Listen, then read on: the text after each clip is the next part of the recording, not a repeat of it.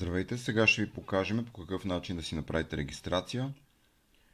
След като вече сте преминали обучение за базово ниво, вече ще имате достъп до ваучерите за регистрация за средно ниво.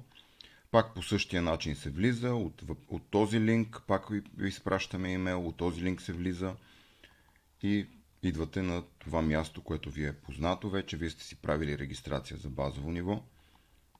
Слизате надолу, натискате на заяви. Така, тук си описвате вашето име,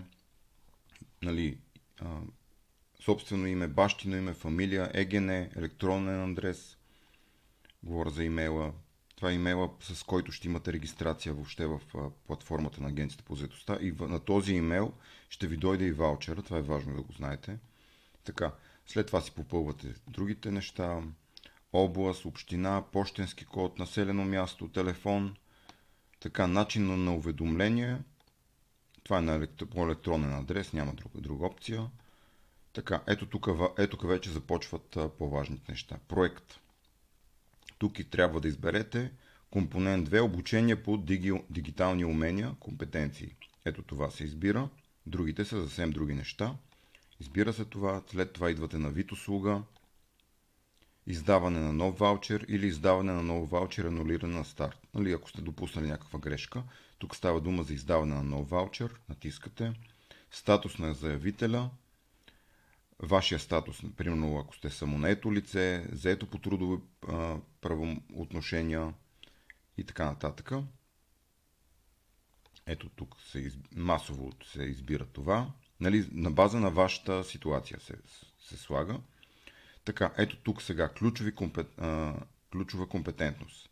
Избирате цифрова, нова дигитална компетентност. Натискате. Ето ви за базовото ниво, ето ви средното ниво. Натискате на средно ниво. Натискате тук, че сте минали теста и сте преминали обучение.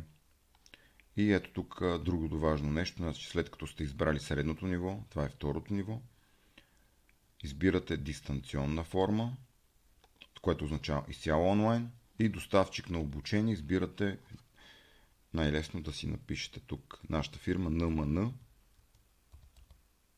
Ето НМН 2016. Избирате фирмата.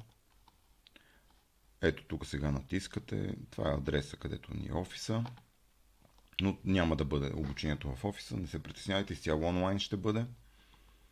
И ето с тези данни попълнити, давате и тук, че декларирате и се съобразявате с общите условия на Бюрото по труда и Агенцията по заетостта. Натискате ги, давате добави. След това, когато и давате продължи тук, значи натискате тези неща и давате продължи напред. След това ще получите код за потвърждение на вашата поща, копирате кода, слагате го на място за потвърждение, давате потвърди и сте готови, и в рамките на ден или до 10 дена горе-долу работни ще ви излезе ваучера и ще получите отговор на пощата, която сте си регистрирали. Ако е отказ, примерно, пак ще пише причината за отказ. Ако е потвърждение за ваучера, просто ще имате потвърждение и вече ще може да ви включат в някои от групите за обучение. Благодаря за вниманието.